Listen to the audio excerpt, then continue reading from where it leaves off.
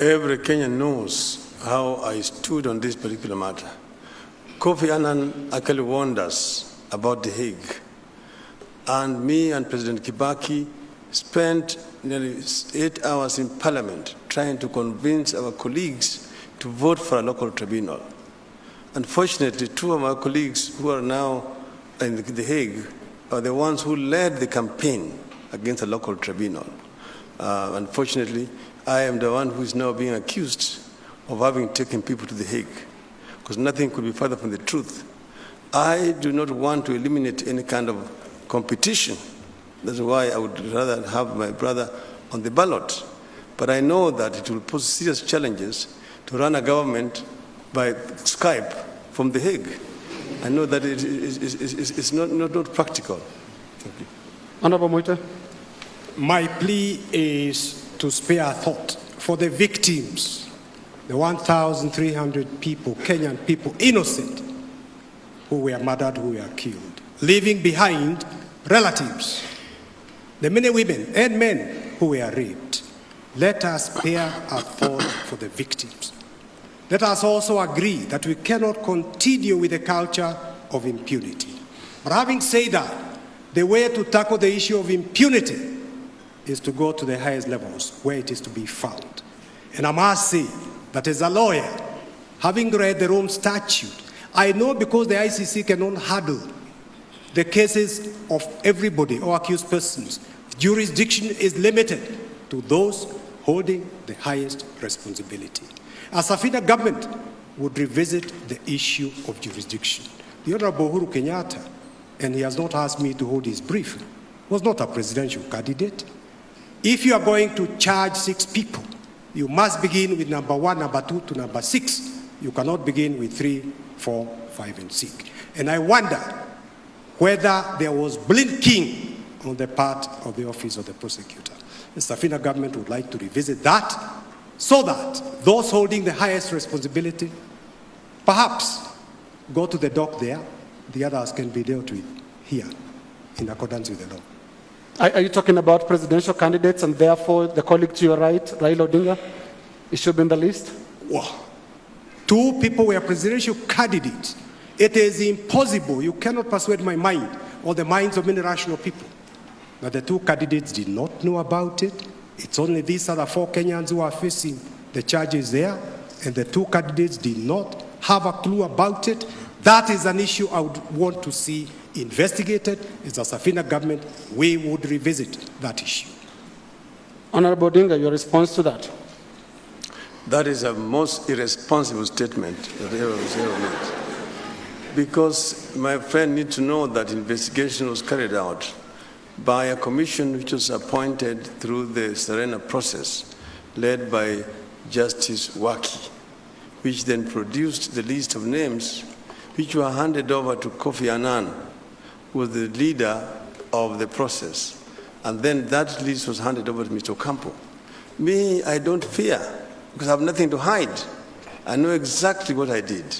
And I know that I was not responsible. And I would be very willing to go to The Hague if one of the would want to take me there. Yeah, Martha. I just wanted to disprove that the 2 principals actually pushed for the local tribunal. I was Minister of Justice then. The entire cabinet passed the bill, but when I reached Parliament, they left me with the baby. The 2 principals, in spite of my pleas to them, failed to come and persuade members. They merely came to vote, and in their full view, there was rebellion, cabinet pushing people to vote, to refuse to vote for the local tribunal. So to put the record straight, the 2 principals did not stand in Parliament and persuade their troops to vote for the local tribunal. And one of the principals is here, Raila right Odinga. Here with us. Yes. Yes, you know, I really just want to jog the memory of my dear sister here.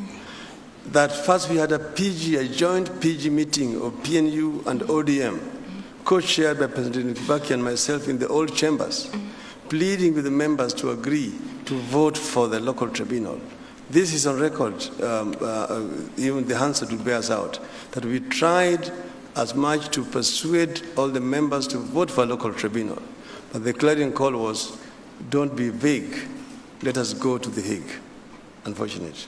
But Prime Minister, why is it very difficult for a lot of people to believe your position on the ICC question? The common perception is you put a front that looks like you support a local process when indeed you wanted your opponents out of the country. In fact, Linus, we first set up a cabinet committee on ICC, chaired by the late Professor Saitoti. I think it was the former Attorney General. There was also Tula Kilonzo, James Orengo, Amason Kingi, and so on. They went first to Geneva, then they went to The Hague, where Mr. Ocampo told him he was not interested in coming to Kenya. If Kenyans can agree to set up a local tribunal, the ICC would not get involved. So we tried everything possible. The second time we went to the cabinet, when Martha had already resigned from the government, it was shot down in the cabinet. And the two who are now in The Hague led the campaign in the cabinet to shoot down the proposal to set up a local tribunal. Yeah, finally on this question. Okay, Honorable Kenyatta. I think there's a discrepancy there because he just said cabinet passed it. It was rejected on the floor of Parliament, so we couldn't have led an onslaught in cabinet because I think we were all together in cabinet, we approved it, and on the floor, I think Martha is quite correct, that on the floor there was complete confusion, there was no guidance, and as many members of the ODM team, as many members of the PNU disagreed with the position. So it was not, as my brother Raila would put it, that he mobilized his troops to vote for a local process, because his own troops rebelled on that particular position with regard to this document. 30 seconds. No, the troops that rebelled from ODM are troops who were loyal to my friend William Ruto, and whom he had told to vote against it. Yet the troops who were loyal to me voted for a local tribunal to be set up here.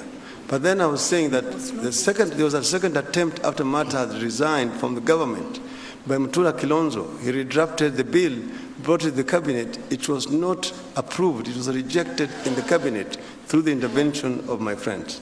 Are you satisfied with that? I think the Hansard record and voting record will prove that it was actually not that way. Thank you.